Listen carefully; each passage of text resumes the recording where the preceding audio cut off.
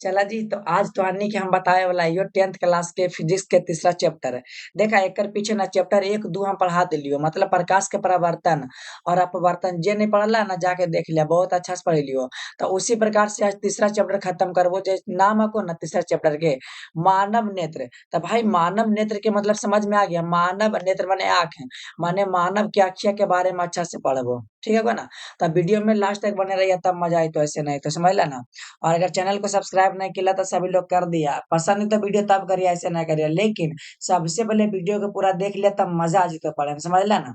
और जो है ना हर एक दिन 7 बजे, शाम 7 बजे जो है ना 10th का चलता है, और 8 बजे ना ब्रह्मा क्लास का चलता है, तो डेली लाइव क्लास में जरूर जुड़िएगा, ठीक है। चलिए तो स्टार्ट करते हैं। और आप लोग हमारे चैनल को ना सब्सक्राइब नहीं किए, मतलब तबाही बैच को, तो कर लीजिएगा सभी लोग, है ना। चलो तो क्लास को स्टार्ट कर रही हूँ। देखा सबसे पहले मतलब ना चैप्टर को पढ़ाने से पहले हम सबसे पहले आँख के बारे में अच्छा से पढ़ लेते हैं। तो आँख के बारे में पहला पॉइंट ध्यान दीजिए, क्या बोलता है ना कि मानव नेत्र या आँख, मानव नेत्र बोलिए चाहे आँख, बात बराबर है ना है जी। ये आँख बोलिए चाहे नेत्र बोलिए सेम है, ठीक है। का एक अद्भुत जो है ना प्राकृतिक प्रदत्त प्रकाशीय यंत्र है। काहे का मतलब कि जो मानव की आँख है भाई एक प्राकृतिक अद्भुत चीज है कि नहीं है।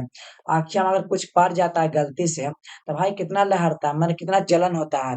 तो वही बात है कि मानव का आँख जो है ना एक अद्भुत है भाई, भगवान के द्वारा ना दिया गया एक अद्भुत चीज है, ठीक है।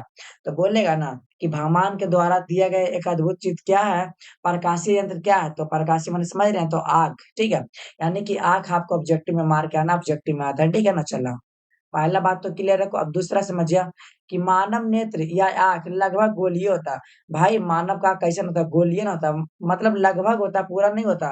वो आधा अंडाकार होता है, ठीक है, लेकिन लगभग में ना गोलीय ही होता है। तो ये भी बात क्लियर रखो ना कि दूसरा पॉइंट की कर लो ना कि मानव नेत्र या मानव का आँख लगभग क्या होता है, ऑब्जेक्टिव में आएगा तो मार के आइएगा गोलीय। बहुत अच्छा। अब अगला समझा कि आँख के गोले को नेत्र गोलक कहते हैं। तो थोड़ा सा सब्जेक्टिव में पूछ तो कि नेत्र गोलक किसे कहते हैं, नेत्र गोलक किसे कहते हैं। तो बस शॉर्ट में लिख के आइए कि आँख के गोले को क्या बोलेंगे, नेत्र गोलक कहते हैं। आता है 2 नंबर का, ठीक है। तो आपसे पूछेगा ना कि नेत्र गोलक किसे कहते हैं, तो आँख के गोले को क्या बोलेंगे, नेत्र गोलक, बात खत्म। अच्छा, अब अगला बात कर रही हो ना कि नेत्र गोलक की सबसे बाहरी परत सफेद मोटे अपारदर्शी चमड़े की होती है। भाई जैसे कि आप सभी का जो आँखिया है, तो आँखिया के बगल-बगल में उजला ना है, देखिएगा उजला, उसे जानते क्या बोलते हैं, श्वेत पटल कहते हैं या तो दृष्टि पटल कहते हैं ना। श्वेत पटल बोलिए या तो दृष्टि पटल बोलिए, वो जो है ना अपारदर्शी होता है। क्या देखिए एक-एक पॉइंट को समझिएगा ध्यान से कि नेत्र गोलक की सबसे बाहरी उजरका परत दिखेगा आपको सबसे पहले, है ना। मोटे अपारदर्शी चमड़ा, देखिए अपारदर्शी ओकरा बोलते हैं जेकरा से प्रकाश आर पार नहीं होता है, ठीक है। जैसे कि आपका आँख हो गया, ठीक है। तो आँख के बगल-बगल में जो उजला वाला रहता है, बगल में उजला वाला मान लिया जाए उजला वाला है, तो अपारदर्शी चमड़े का होता है, ओकरा से प्रकाश पार करबे ना करेगा। तो भाई अपन आँखिया देख लाइन में पता चल जितो जे आँखिया के बगल-बगल में उजला को ना ओकरे बोला ई श्वेत पटल बोले चाहे दृष्टि पटल बोले। परीक्षा में पूछतो ना कि श्वेत पटल केकरा कहिए, त बोलबा ना कि आँख के जो उजला वाला भाग है ना ओकरा कौची बोलबे, श्वेत पटल बोलबे चाहे दृष्टि पटल बोलबे। इतना तो बात क्लियर रखो ना। चलो आगे बताबई देखा, नेत्र गोलक का अगला भाग कुछ उभरा हुआ रहता है जो पारदर्शी होता है। भाई जैसे कि आँखिया देखिएगा ना कुछ उभरा हुआ रहता है, उभरा माने वो बाहर से क्या बोलते हैं, माने ऊपर से उठा हुआ रहता है, ठीक है। उभरा माने उठा हुआ रहता है। तो आँख में देखिए कुछ उभरा हुआ भाग रहता है, ठीक है। जैसे कि ऐसे यहाँ पे चित्र तो नहीं बन पाएगा हमसे, लेकिन कोशिश करते हैं, ठीक है। इस प्रकार से मतलब बना हुआ रहेगा, तो आँखें जो अगला भाग रहता है ना उभरा हुआ रहता है, ठीक है।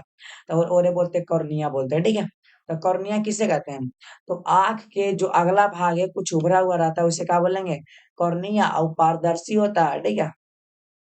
ऑब्जेक्टिव में ये भी पूछेगा कि श्वेत पटल क्या होता है, पारदर्शी की अपारदर्शी, तो मार क्या ना अपारदर्शी, लेकिन कॉर्निया क्या होता है भाई, तो पारदर्शी होता है। ये भी बात ध्यान दीजिएगा, ये सब लिख लीजिएगा। अच्छा, नेत्र का रंगीन भाग परितारिका या आइरिस कहलाता है।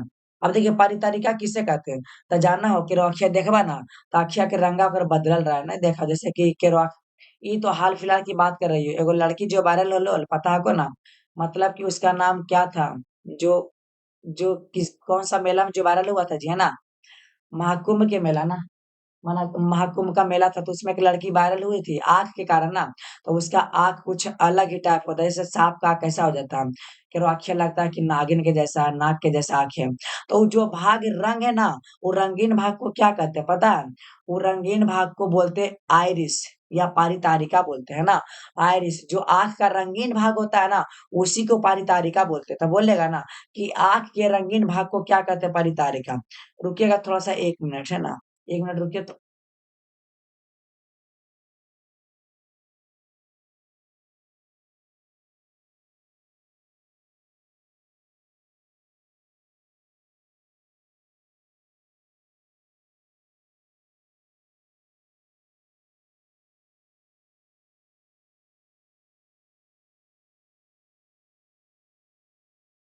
चलिए, है ना, थोड़ा-सा एक कॉल आ गया था। अच्छा इतना बात क्लियर होगा ना, ऑब्जेक्टिव में थोड़ा-सा पूछता हूँ कि नेत्र के रंगीन भाग को क्या कहते हैं? आइरिस या परितारिका कहते हैं।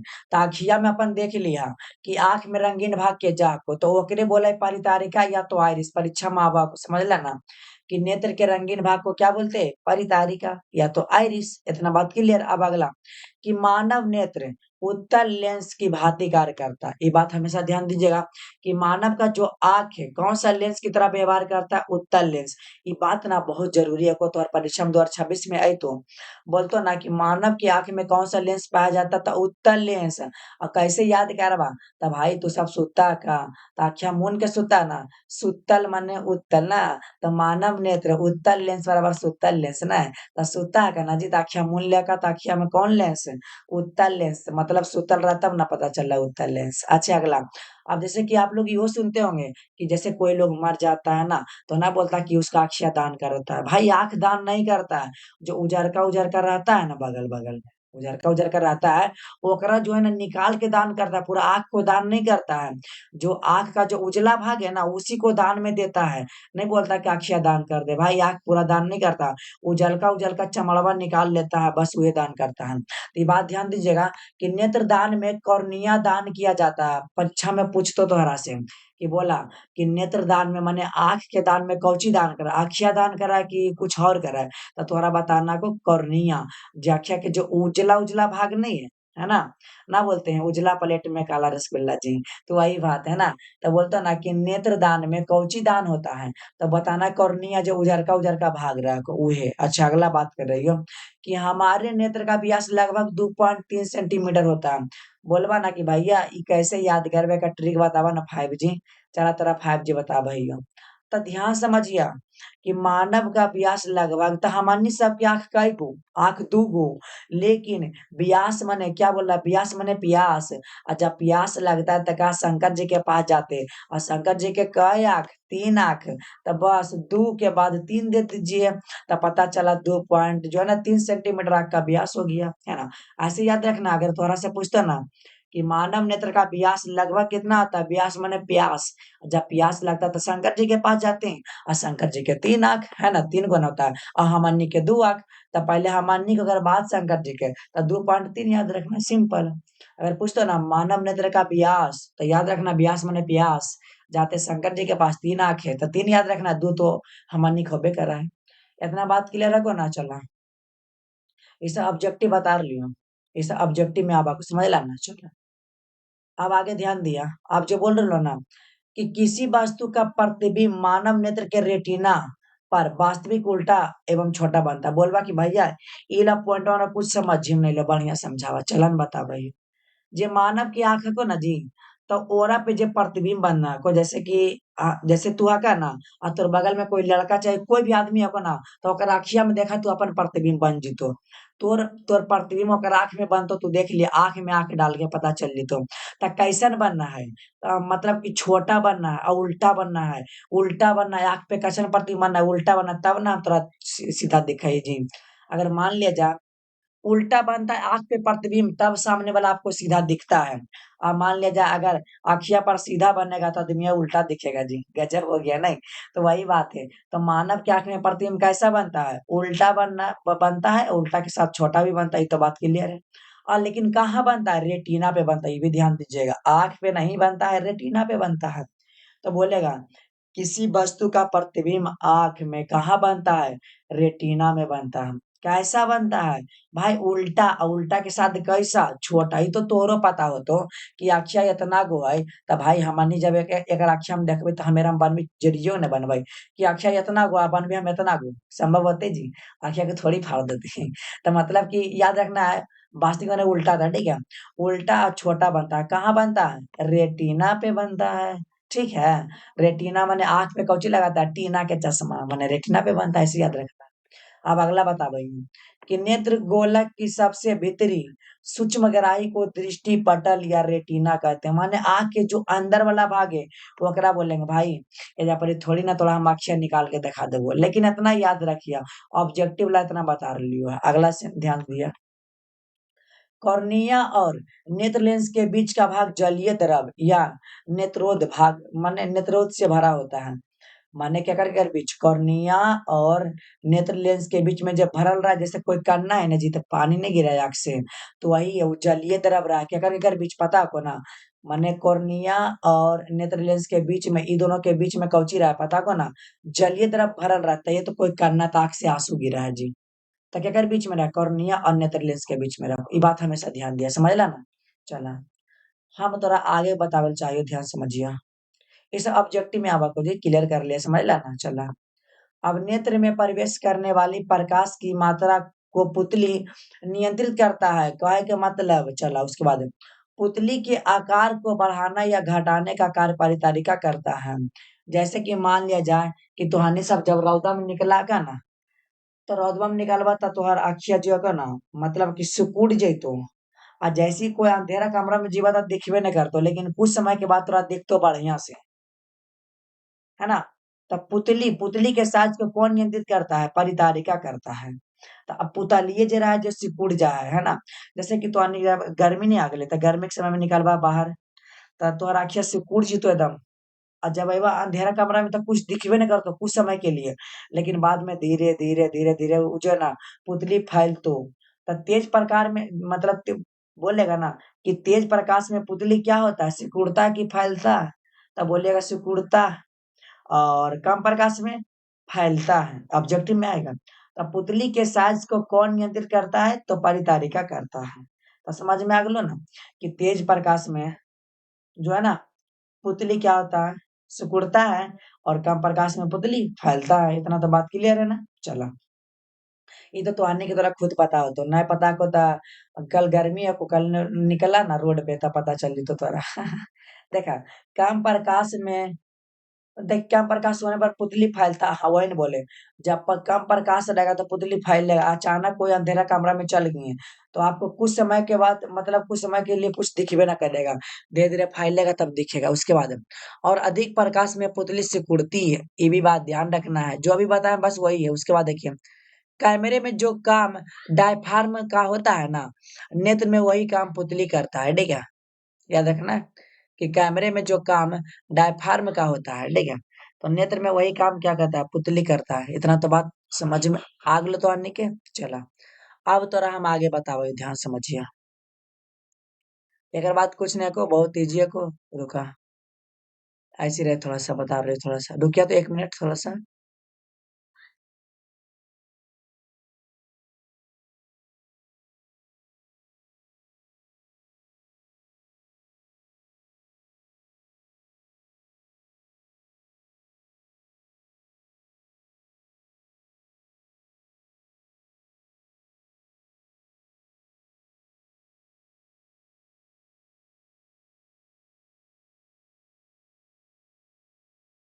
थोड़ा सा मतलब कौ लागलो ना जी, चला कोई दिक्कत नहीं। अब यहाँ ने बता रही मानव नेत्र की समंजन क्षमता से कौची समझा का, चला बतावा यूं। तो मानव का जो आंख देखिए जो बोलते हैं ना उसे समझिएगा। तो मानव का जो आंख है ना अपना फोकस दूरी को बदल कर नजदीक वाला भी देखेगा और दूर वाला भी देखेगा। ये बात को हमेशा ध्यान दीजिएगा, ठीक है। नजदीक वाला भी देखेगा और दूर वाला भी, ठीक है ना।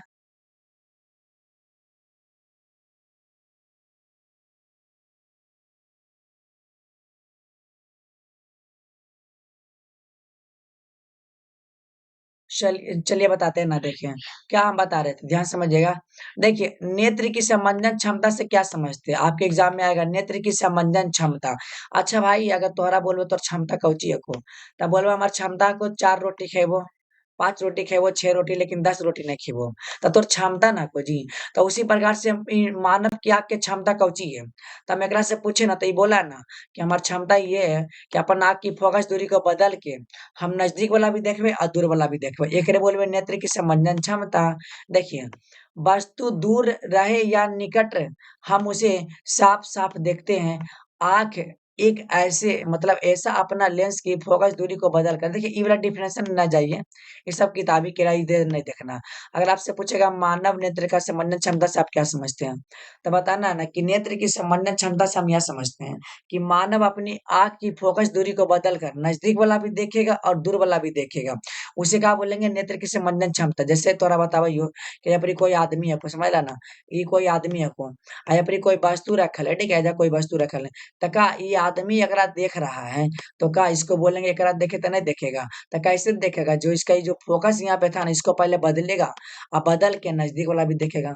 माने इसका आँख की क्षमता है कि अपना आँख की फोकस दूरी को बदलेगा, नजदीक वाला भी वस्तु देखेगा और दूर वाला भी देखेगा, है ना।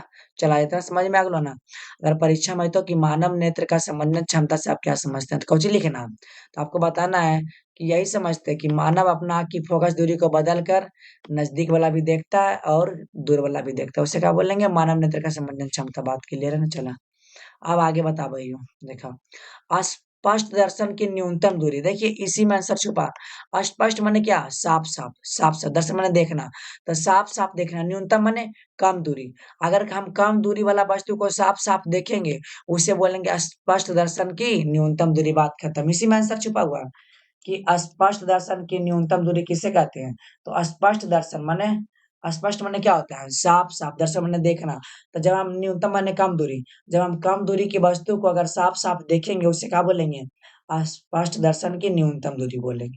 ठीक है, जैसे बोला कि जिस न्यूनतम दूरी पे, देखिए आंसर बहुत ही शॉर्ट है कि जिस न्यूनतम दूरी क्या बोले, जिस न्यूनतम दूरी तक आप वस्तु को साफ साफ देख सकते हैं ना उसे बोलेंगे स्पष्ट दर्शन की न्यूनतम दूरी। इजी है भाई, जैसे कि यहाँ पे कोई आदमी है, ठीक है, आदमी बना दिया है तो नहीं बन रहा, लेकिन थोड़ा सा कोशिश कर रहे हैं बनाने के लिए, हंसिएगा नहीं। चलिए यहाँ पे यहाँ पर कोई वस्तु रखल है, तो बस ई ना इतनी देखबे करेगा और तुरा बोलबा ई वाला देखे तो देखबे नहीं करती, माने न्यूनतम है दूरी पे, मैंने हाँ लेकिन साफ साफ देख रहा। तो तोरा से पूछतो स्पष्ट दर्शन की न्यूनतम दूरी किसे कहते हैं, तो काची बताना कि जिस न्यूनतम दूरी पे कोई वस्तु को अगर साफ साफ देख रहे हैं ना उसे बोलेंगे स्पष्ट दर्शन की न्यूनतम दूरी। एक बात बहुत जरूरी है 2026 के लिए, 2026 में आज तो आने के एग्जाम में ये वाला कि स्पष्ट दर्शन की न्यूनतम दूरी क्या सेंटीमीटर होता है। स्पष्ट दर्शन की न्यूनतम दूरी 25 सेंटीमीटर, याद रखना है। कितना होता है, 25 सेंटीमीटर। लेकिन अगर तोरा यार हम पूछतो अधिकतम दूरी किसे कहते हैं, स्पर्श दर्शन की अधिकतम दूरी, तो कौची बताना कि जिस अधिकतम दूरी पे हम अगर वस्तु को साफ साफ देख रहे हैं उसे क्या बोलेंगे, स्पष्ट दर्शन की अधिकतम दूरी। और अधिकतम दूरी आपका होता है अनंत। देखिए अधिकतम माने क्या, अच्छे आप चाहे 4 माने 2 किलोमीटर, 4 किलोमीटर, 6 किलोमीटर जितना भी देख सकते हैं, कोई दिक्कत नहीं है, अनंत तक देख सकते हैं। ठीक है, तो थोड़ा से पूछतो ना स्पष्ट दर्शन की न्यूनतम दूरी किसे कहते हैं, तो बताना को कि जिस न्यूनतम दूरी पे अगर कोई वस्तु रखल है और साफ साफ देख रहे हैं उससे बोलेंगे स्पष्ट दर्शन की न्यूनतम दूरी। और अधिकतम, तो जिस अधिकतम दूरी पे कोई वस्तु रखा है उसे साफ साफ देख रहे हैं उसे बोलेंगे अधिकतम दूरी। और अधिकतम दूरी होता है अनंत और न्यूनतम दूरी 25 सेंटीमीटर होता है। ये दोनों बात ध्यान दीजिएगा, है ना। चलो देखिए क्या बोल रहे हैं, देखिए दूर बिंदु और निकट बिंदु के बीच की दूरी को बोलेंगे दृष्टिपरास। परीक्षा में आता है कि दृष्टिपरास किसे कहते हैं, तो बताना है कि दूर बिंदु और निकट बिंदु के जो बीच की दूरी है कौची बोलेंगे, इसके जो बीच की दूरी बोला है ना, गैप है ना, इसी को बोलेंगे दृष्टिपरास। तो परीक्षा में आएगा दृष्टिपरास किसे कहते हैं, तो बताना है दूर बिंदु और निकट बिंदु के जो बीच की दूरी है ना भाई, ओकरे बोलेंगे दृष्टिपरास। डेफिनेशन बहुत ही शॉर्ट में आपको हम बता रहे हैं, उसके बाद देखिए एक समान नेत्र के लिए स्पष्ट दर्शन की अधिकतम दूरी क्या बोले थे, ऊपर ही बताए थे अनंत ना। अधिकतम दूरी अनंत और न्यूनतम दूरी 25 सेंटीमीटर। चलो आप बताओ ये दृष्टि दोष, ई वाला प्रश्न आपके एग्जाम में आएगा 2026 में, क्लियर कर लीजिए, 5 नंबर में आएगा। है ना। फिक्स कर लीजिए, अभी से आएगा तो फिर आएगा, ठीक है। क्योंकि इसी बार जितना भी प्रश्न बोले थे ना सब एग्जाम में आ गया था भाई। तो ये बात को नजरअंदाज मत कर लीजिएगा, अच्छा से याद कर लीजिए, ठीक है। चला, अब दृष्टि दोष किसे कहते हैं, तब बताओ, ये ध्यान समझिए। कि जैसे कि कोई आदमी है, ठीक है। ये कोई आदमी है, ठीक है, जैसे भी बनता है बना लीजिए। तो कोई आदमी है तो किसी कारण से इसका आंख खराब हो जाता है, माने चोट लगने से, आंख में कुछ जाने से आंख खराब हो जाता है, उसे क्या बोलेंगे, दृष्टि दोष बोलेंगे। तो परीक्षा में आएगा दृष्टि दोष किसे बोलते हैं, दृष्टि दोष, दृष्टि माने देखना और दोष माने कमी। तो देखने में जो कमी होता है ना उसे क्या बोलेंगे, दृष्टि दोष। अपना भाषा में बताना कि मानव का आंख किसी कारण से खराब हो जाता है ना, तो जिसके कारण वह प्रतिबिंब नहीं बना पाता है, तो उसे बोलेंगे दृष्टि दोष। अब दृष्टि दोष कितने प्रकार के होते हैं, चलिए बताते हैं अगला। देखिए, अब दृष्टि दोष आपका 3 प्रकार का होता है भाई। निकट दृष्टि दोष, दूरदृष्टि दोष और जरा दृष्टि दोष। चलिए यहाँ पे बताते हैं। अब निकट दृष्टि दोष किसे कहते हैं, तो जेकरा में निकट के वस्तु दिखता है, निकट के वस्तु दिखता है भाई। अब इसका ट्रिक बताते हैं, जो दोष रहता है ना वही दिखता है, ये याद रखिएगा, ठीक है। तो आपसे पूछेगा ना कि निकट दृष्टि दोष किसे कहते हैं, तो बताना जिसमें निकट की वस्तु दिखता है और दूर की नहीं दिखता। और दूर दृष्टि में दूर के दिखेगा और जो है नजदीक वाला नहीं दिखेगा। और जरा में, और नहीं तो दूर वाला दिखेगा, नहीं नजदीक वाला दिखेगा, दिखेगा लेकिन धुंधला दिखेगा। तो तीनों क्लियर है ना। निकट दृष्टि दोष किसे कहते हैं, जिसमें निकट की वस्तु दिखतो और दूर की वस्तु नहीं दिखतो। और दूर दृष्टि में अगर दूर की वस्तु दिखा और नजदीक वाला नहीं दिखा, है ना। अब आगे जरा दृष्टि दोष में न दूर वाला दिखा न नजदीक वाला दिखा, मैंने दिखा है लेकिन साफ साफ नहीं दिखा, धुंधला दिखा। चला, अब तीनों का अच्छा से पढ़ा दे तो रहा मैं, देखा। निकट दृष्टि दोष, जिस नेत्र में निकट दृष्टि दोष होता है ना, वह दूर स्थित वस्तु को स्पष्ट नहीं देखता, अभी जस्ट बोले थे। उसे, उसके लिए दूर बिंदु अनंत ना होकर नेत्र के निकट कोई बिंदु पर आ जाता है। ये डिफिनेशन नहीं समझ में लो कोई दिक्कत नहीं को, इतना याद रखिए कि निकट दृष्टि दोष में निकट की वस्तु दिखा और दूर की वस्तु नहीं दिखा, बस इतना याद रखना है। अच्छा, अच्छा, ये मतलब ये कैसे होगा, इसका रीजन कुछ पता है, माने ये दृष्टि दोष काहे होगा, चला बता भाई। नेत्र गोलक का लंबा हो जाना, नेत्र गोलक जो है ना, जैसे नेत्र गोलक, ये वाला गोलक ऐसे ना, अभी कुछ देर के बाद ये लंबा हो जाएगा। तो बस इसी कारण से होता है निकट दृष्टि दोष। अर्थात कि नेत्र लेंस को रेटिना के बीच दूरी बढ़ जाना। नेत्र लेंस और रेटिना के बीच जो है ना दूरी बढ़ जाना। उसके बाद देखिए, नेत्र लेंस की आवश्यकता से अधिक मोटा हो जाना, तब होता है निकट दृष्टि दोष, जिससे उसकी फोकस दूरी कम हो जाता है भाई। ये रीजन समझ गए ना।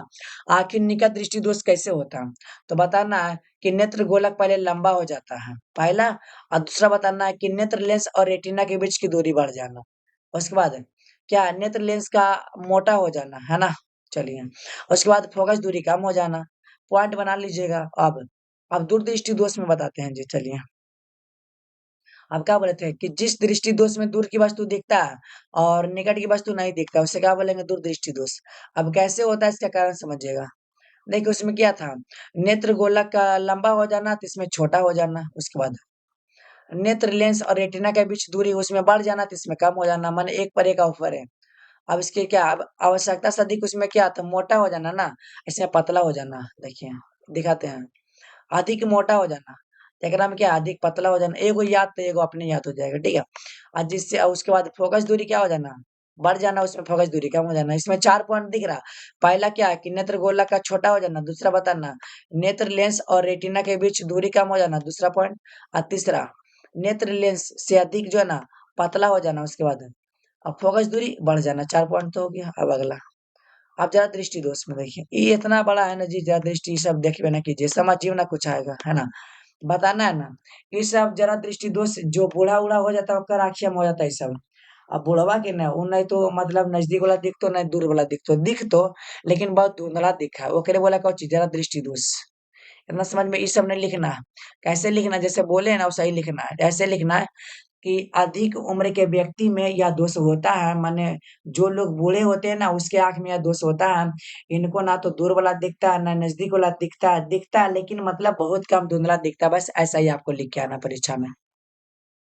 अब इसका मतलब ठीक करे के उपाय कौची है, अगर अगर चाह ठीक होवे तो एरा ला द्विफोक्सी लेंस लगावा। बोलतो ना कि जरा दृष्टि दोष को किस लेंस से ठीक किया जाता है, द्विफोक्सी लेंस से किया जाता है। बोलबा कि एकर तो बता देला कि द्विफोक्सी लेंस होता है, लेकिन एकर बतावा, चला बतावा यूं, देखा। अब निकट दृष्टि दोष कैसे ठीक होगा का ट्रिक बता रही समझिए। एकर खतरनाक हको निकट दृष्टि दोष तोहर अवतल से ठीक हो तो अवतल लेंस कैसे याद करना चला बता भाई। अवतल और उत्तल में बड़ी कंफ्यूजन हो रहा है लेकिन कंफ्यूजन नहीं होना। सोचिए एगो ट्रिक बताते इसका बस एक ही ट्रिक है।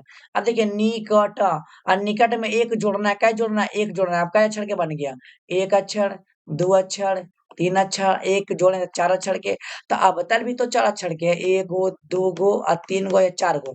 तो यहाँ से पता चल गया कि निकट दृष्टि दोष अवतल लेंस से ठीक किया जाता है। अब दूर दृष्टि दोष में फिर एक जोड़ना है एक जोड़ देना है तो क्या अक्षर के बनेगा एक दो तीन। तो उत्तल भी लिखिए तीन अक्षर के बनेगा आपका ओ अत अल्लाह है ना। उत्तल भी तीन अक्षर के तो पता चल गया ना। माने हर एक में एक जोड़ देना। अब तो कंफ्यूजन नहीं होगा परीक्षा में आएगा बोलेगा कि निकट दृष्टि दोष को कौन सा लेंस से ठीक किया जाता है। तो भाई एक जोड़ देना है तो निकट के एक जोड़ेगा तो चार अक्षर के। अब अपने चुन लीजिए उत्तल चार अक्षर के कि अवतल है भाई अवतल है तो आंसर अवतल मार के आइएगा। अब बोलेगा दूर दृष्टि दोष में कौन सा लेंस तो भाई दूर में एक जोड़ना है क्या अक्षर के बनेगा तीन अक्षर के। तो उत्तल भी तो तीन अक्षर के बन गया भाई सब 2 नंबर के क्लियर हो रहा है ठीक है। ऑब्जेक्टिव में आता है इस 5 नंबर के आपके आएगा ठीक है। बोलेगा बोलेगा कि दृष्टि दोष किससे कहते हैं कितने प्रकार के होते हैं होने का रीजन क्या है इसको कैसे ठीक करेंगे ये सब आपको बताना होगा। और आपको तो पूरा डिटेल से हम पढ़ाई दिए हैं। निकट दृष्टि दोष में निकट की वस्तु दिखता है दूर की नहीं दिखता है। दूर दृष्टि दोष में दूर के दिखता है निकट के नहीं दिखता है। और जरा दृष्टि दोष में निकट और दूर के दिखता है लेकिन धुंधला दिखता है। बस इतना ही बात याद रखना ज्यादा कुछ नहीं। जो आपको ये सब डिफिनेशन दिख रहा है ये सब नहीं ध्यान रखना है।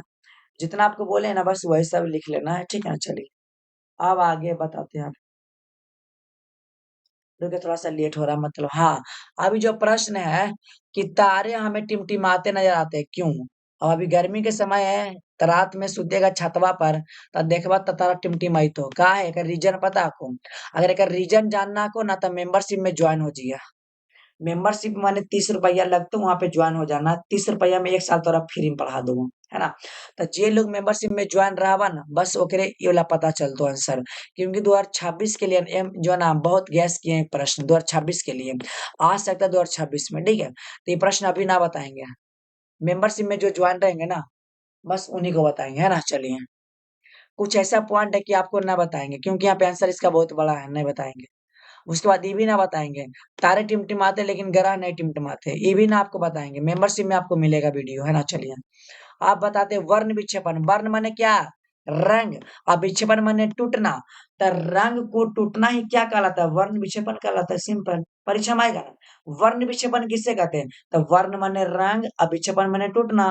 तो रंगों का टूटना ही वर्ण विक्षेपण कहलाता है ना। चलिए बताते हैं श्वेत प्रकाश के इनके विभक्त रंगों में विभक्त सॉरी विभिन्न विभिन्न माने अलग अलग है ना। रंगों में विभक्त माने टूटना होने की घटना प्रकाश का वर्ण विक्षेपण अभी जस्ट बताए थे कि रंगों को 7 रंगों में टूटने की क्रिया क्या कहलाता है। 7 नहीं भी लिखे तो चलेगा लेकिन आंसर यहाँ पे आपको दिख रहा होगा वर्ण माने रंग और विक्षेपण माने टूटना। तो रंगों का टूटना ही वर्ण विक्षेपण कहलाता है बस इतना याद रखना। अगला अब देखिए विभिन्न माने अलग अलग रंगों के प्रकाश की चाल अलग अलग होती है। हाँ ये तो होगा जैसे लाल है पीला है उसका चाल अलग अलग होता है कि नहीं होता है। जैसे कि प्रिज्म है भाई इस प्रकार से आपका प्रिज्म होता है परीक्षा में आएगा प्रिज्म। तो यहाँ से श्वेत प्रकाश जाएगा तो जानते हैं क्या रंग में टूटता है 7 रंग में टूटता है। कितना रंग में 7 रंग में टूटता है। तो भाई काच से माने काचे ना है तो इसका चाल अलग अलग होता है ध्यान रखिएगा ठीक है। चलिए अब उसके बाद लाल रंग का तरंग दैर्ध्य अधिक होता है। अब चलिए दोहरा हम 10 नंबर यहाँ से क्लियर करे चाहिए चला। आप ध्यान समझिए सब बात तोरा हम बताओगे ध्यान से 10 नंबर पहले इधर समझिएगा। आप देखिए अब यहाँ पे आपको बताते हैं लाल समझिएगा।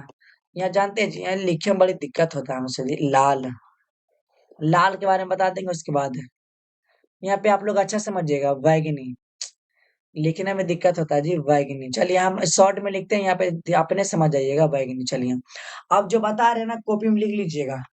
लाल रंग का तरंग दैर्ध्य अधिक होता है। लाल रंग का ना तरंग दैर्ध्य लिखिएगा तरंग दैर्ध्य नहीं लिखा था हमसे। देखिए लाल रंग का तरंग दैर्ध्य जो ना अधिक होता है प्लस में अधिक है। अब बोलिएगा भैया कैसे अधिक होता है हम विश्वास ही नहीं करेंगे कम होगा था। अगर कोई पूछ देगा कैसे होगा था चला बता भाई तो तोहानी देखला हो तो टावर जे टावर नहीं होबा जियो के टावर एयरटेल के टावर कोई भी टावर होता है तो ओकरा पे कौन बत्ती बल रहा है मतलब कौन बत्ती जलता है पता। तब बोलबा ई तो इजी लाल बत्ती काहे जला।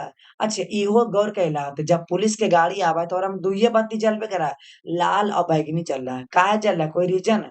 ई भी गौर कैला कि रेलवे स्टेशन पे जाकर तो लाल बत्ती मने दूर से ही दिखा काहे दिखा और हम तो मतलब कि पीला भी रहता है तो उ सब काहे नहीं दिखता ललके काहे दिखा काहे कि ना ललका की तरह ढेर अधिक होता है ना। लाल रंग जो है ना कम फैलता है लेकिन उसका रंग ढेर अधिक होता है। प्रकीर्णन माने फैलना लाल रंग बहुत कम जैसे कि टावर पे गौर किए होंगे लाल बत्ती रहता है क्योंकि लाल बत्ती बहुत दूर से ही दिख जाता है छोड़ा नहीं।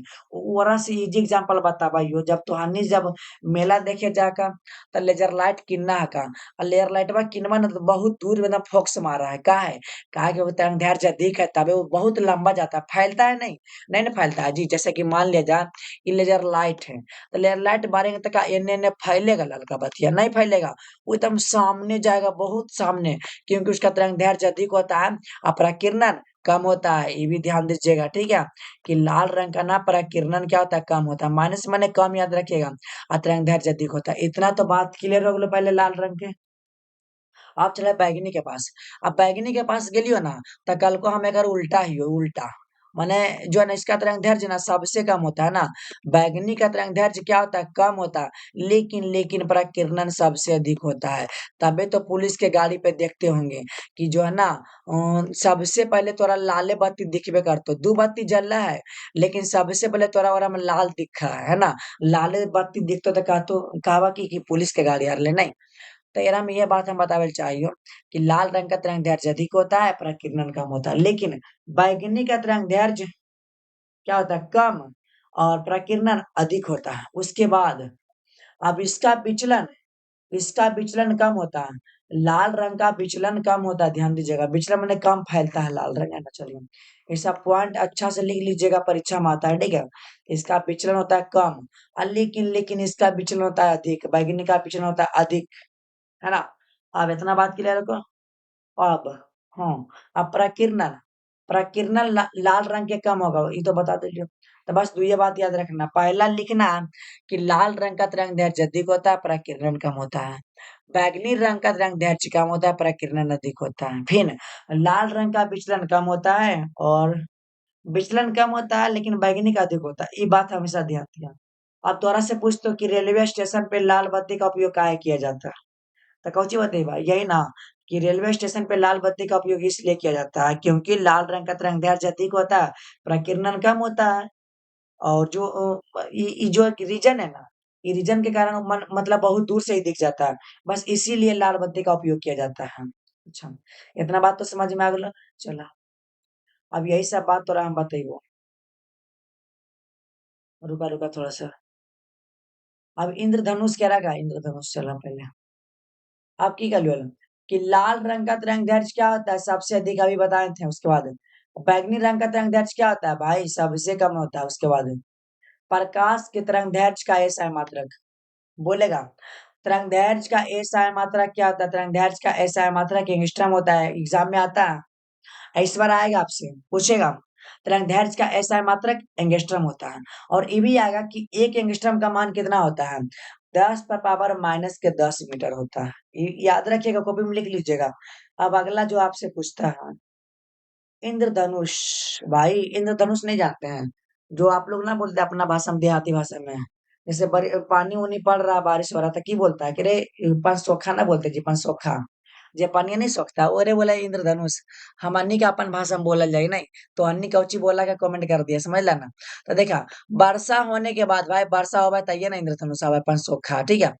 जब सूर्य चमकता है ठीक है और हम सूर्य की ओर पीठ करके खड़े हो जाते हैं तो हम कभी कभी आसमान में अर्धवृत्त माने आधा वृत्त अच्छी जे दिखा था कि ऐसे ने दिखा है कि पूरा तोरा गोल दिखा है आधे ना दिखा है तो अर्धवृत्त होते कि नहीं होते कि आकार का रंगीन पट्टी दिखाई पड़ती है और इस अर्धवृत्त के आकार की रंगीन पट्टी को इंद्रधनुष कहते हैं।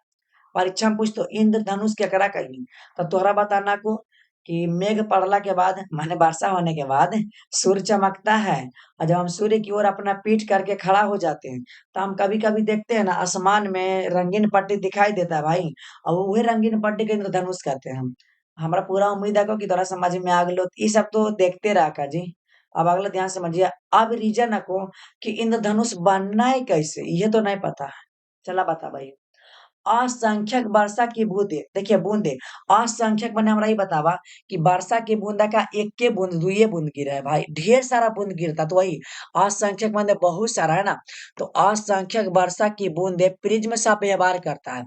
प्रिज्म मन नहीं समझला, चला समझा भाई थोड़ा हमें। प्रिज्म मन नहीं समझ रहा हम। श्वेत प्रकाश जाए तो 7 रंग में टूटा, तो प्रिज्मे के जैसा व्यवहार कर रहा है ना।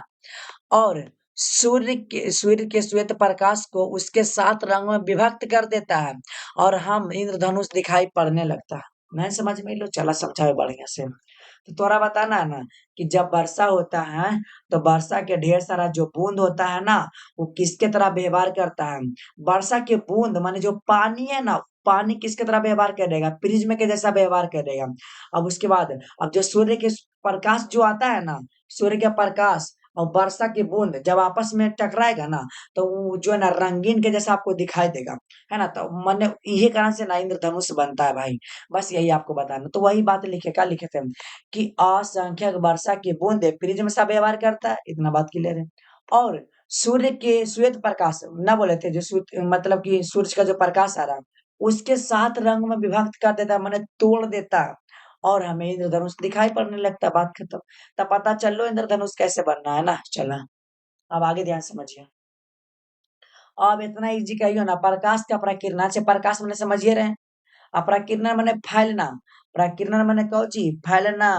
तो जब प्रकाश का एक अंश किसी कण पे पड़ता है भाई, ई वाला प्रकाश का एगो एकरा पे पड़ा है, अब पड़ला के बाद एन्ने फैल गया, एन्ने फैल गया, एन्ने फैल गया, एन्ने फैल गया, है ना।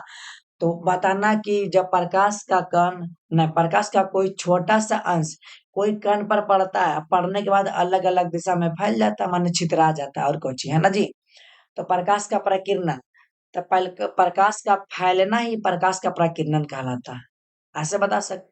या तो जब प्रकाश का कोई छोटा सा अंश कोई कण पर पड़ता है भाई, इतना इजी है। अब जैसे कि टॉर्च बार रहे हैं, टॉर्च, और टॉर्च यहाँ पे आईना है, और जब यहाँ से प्रकाश निकलेगा तो भाई तब फैलेगा कि नहीं फैलेगा, हमरा ये बताइए, फैलबे न करेगा। तो प्रकाश का फैलना प्रकाश का प्रकीर्णन कहलाता है। बस एक के भी बात याद रखना, प्रकीर्णन मैंने क्या, फैलना। तो प्रकाश का फैलना ही प्रकाश का क्या कहलाता है, प्रकीर्णन कहलाता है। इतना तो बात क्लियर है को ना। चला हमरा समझ में आ रलो जी, या तोरा भी आ रहा था ना। और रउआ लोग के समझ में आ रहा, वीडियो को लाइक कर दिया, शेयर भी कर दिया, समझ ला ना। अब जो क्वालिफाइड है को ई 2026 के लिए भी आई है को, लेकिन तोरा हम बताइबो नहीं, मेंबरशिप में ज्वाइन रहा ना, तब तोरा हम बता सके। चला हाँ, अब आगे। अब ये भी नहीं बतेबो कि आकाश का रंग नीला होता है, दिखबे करेगा नीला, लेकिन काहे होबा को ई भी तोरा हम नहीं बतेबो। अगर तोरा में क्षमता है को ना, तो डिफिनेशन जो है ना देख के समझ जाइए, तो तब हम जानेंगे। अगर आप लोगों में क्षमता है तो फिर तो समझ सकते हैं, और नहीं तो मेंबरशिप में ज्वाइन हो जाइएगा, तब आपको बताएंगे। ये सब जो छोड़ रहे हैं ना 2026 के लिए बहुत ही जरूरी है, लेकिन आपको यहाँ पे नहीं बता पाएंगे। मेंबरशिप में ज्वाइन होइएगा, बस 30 गो रुपया लगता है भाई। 30 रुपया साल भर में कौन पढ़ा देगा, और सब्जेक्ट पढ़ाएंगे, ठीक है। चलिए अभी बता सकते हैं कि अंतरिक्ष यात्री को आकाश का रंग काला क्यों दिखता है। अच्छा भाई, अंतरिक्ष यात्री जैसे नील आर्मस्ट्रांग हो गया, ये सब है ना, तो जब वो जाता है ऊपर चंद्रमा पे, जहां भी जाता है तो उसको आकाश माने काला प्रतीत होता है। का है जानते हैं, का वहां पे कोई वायुमंडल होबे नहीं करता है। वायुमंडल कहने का मतलब वहां पे कोई कण वगैरह होबे नहीं करता। अगर रहेगा तब ना प्रकाश पड़ेगा, तब ना आपको दिखेगा जी, है ना। तो वही बात, वहां पे कोई वायुमंडल नहीं होता है। तो ऑब्जेक्टिव में पूछेगा कि अंतरिक्ष यात्री को आकाश कैसा दिखता है, तो ऑब्जेक्टिव में मार्क आना क्या, काला। क्यों, क्योंकि यहाँ पे कोई वायुमंडलीय मतलब वायुमंडल होबे नहीं करता, इसीलिए तो काला दिखता है भाई। वायुमंडल कहने का मतलब जैसे कि अंतरिक्ष यात्री हो गया ये वाला, यहाँ पे कोई व्यक्ति आ गया है, आ गया, ठीक है।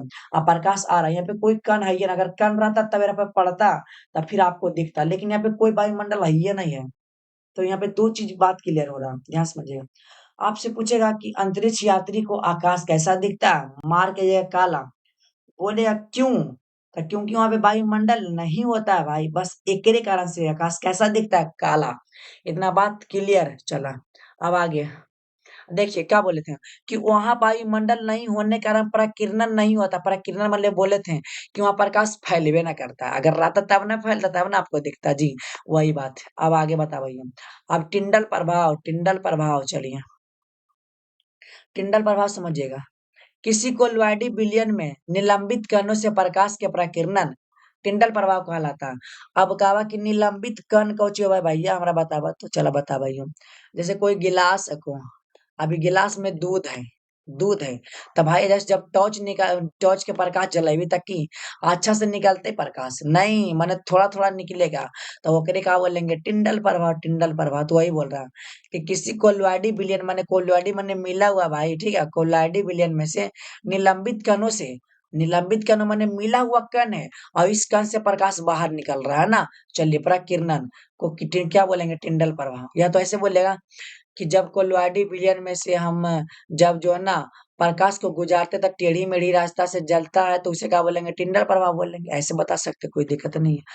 अब ई वाला बात भी आपको ना बताएंगे। अच्छा, ई तो आप लोग गौर किए होंगे कि जब सूरज नहीं उगता है सुबह सुबह, तो आप लोग को मतलब नहीं उगने से पहले ही आपको लाल दिखता है कि नहीं दिखता।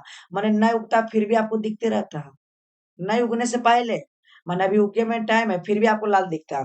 और ये भी गौर किए होंगे कि डूब जाता है तैयो आपको लाल दिखता है। भाई सोचने वाली बात है। इसका रीजन जानते हैं क्या, बस एक ही रीजन है, वायुमंडलीय सॉरी अपवर्तन के कारण। क्या होता है, किसके कारण होता है, अपवर्तन के कारण होता है। भाई याद रखिएगा, अपवर्तन के कारण आएगा, अपवर्तन, अपवर्तन के कारण आएगा। परीक्षा में आएगा ना कि सूर्य उगने से पहले हमें लाल क्यों दिखता है, तो मार के आइएगा अपवर्तन के कारण। अब रीजन पूरा अच्छा से अगर पढ़ना तो मेंबरशिप में ज्वाइन हो जाइएगा, तब आपको बताएंगे। देख रहे हैं इतना बड़ा आंसर है। अगर अच्छा से पढ़ना है तो मेंबरशिप में ज्वाइन हो जाइएगा, ठीक है। आप जितना छोड़ रहे हैं ना आपको बताएंगे मेंबरशिप में।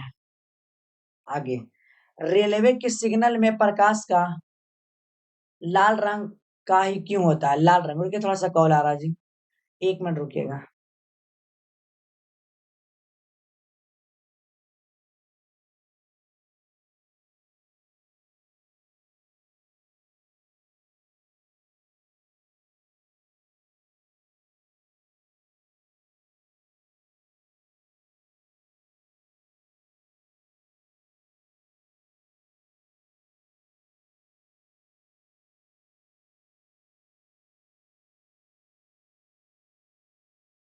चलिए जी, थोड़ा सा ना कॉल आ गया तो कोई दिक्कत नहीं है। जानते हैं जितना भी वीडियो मतलब जितना भी टॉपिक छोड़े हैं ना मेंबरशिप में ज्वाइन होके पढ़ लीजिएगा। नहीं पढ़वा तो हमरा कोची जीतो जीतो हरा न जीतो। अच्छा रिजल्ट नहीं तो मम्मी पापा की कहते झाड़ू निकालते माँ झाड़ू सट याद है तू समझला ना। चला, अब देखा ई तो बात क्लियर है तो कि खतरा के मतलब कि लाल बत्ती काहे कर रहा है, एक आंसर हम नहीं बतीबो समझला। काहे कि एक तरह देर से दिख होबा आपने लिख लिया। अब की करियो, चैप्टर तो और समाप्त हो गेलो। तोहर चैप्टर तीसरा समाप्त, एकदम अच्छा से पढ़ा देलियो हम। तीसरा चैप्टर तोहर समाप्त हो गेलो कम समय में। भले आप लोग अगर ऑफलाइन कोचिंग जाते होंगे तो वहां पे आपसे एक आध सप्ताह का टाइम लेता होगा, लेकिन हम तो आपसे एको घंटा नहीं लेंगे। बिना एक माने 1 घंटा से पहले आपको तीसरा चैप्टर खत्म कर दिए। और ऑब्जेक्टिव भी जितना बताया ना अच्छा से कर लीजिएगा। और जे टॉपिक छोड़े हैं ये सब मेंबरशिप में ज्वाइन हो गया ना, ये सब क्लास कर लीजिएगा। आप ही के लिए बोल रहे हैं भाई, 30-40 ग्रुप आइए लगता है। और पीडीएफ नोट्स के लिए टेंशन नहीं लीजिए, जितना भी सब है ना पीडीएफ आपको फ्री में देंगे। आप चाहे कोई भी क्लास में क्यों ना पढ़ रहे हैं, जैसे 10th में है, चाहे 11th में, चाहे 12th में है, और आपका कोई भी स्ट्रीम क्यों ना हो, है ना, मैंने आप कोई भी सब्जेक्ट काहे ना लिए हो, सब चीज आपको यहाँ पे फ्री में मिलेगा। पूरा यूट्यूब पे आपको कोई फ्री में ना पढ़ाएगा। आपसे कोई ना कोई पैसा लेबे करेगा, 7,000 8,000 लेगा। लेकिन आपसे हम 1 रुपया नहीं लेंगे, क्योंकि इसी बार तो टॉपर दिए भाई, ओनली 1 महीना में जिला टॉपर दिए, ठीक है। अगर विश्वास नहीं है ना तो प्रूफ मांगेगा ना, आपको प्रूफ दे देंगे, ठीक है। चलिए, तो बस चैनल को ना सब्सक्राइब कर लिया, अगर समझ में अलो तो कर लिया, और नहीं समझ में अलो तो हम की करियो, वीडियो के दोबारा देखिए और की बोल सकियो हमें, समझला ना। चला तो क्लास के बंद कर रही हो, खाना उना नहीं खिले तो जाके हम खाना उना खा ली, समझला ना। और 7 बजे डेली लाइव क्लास आ जाइए।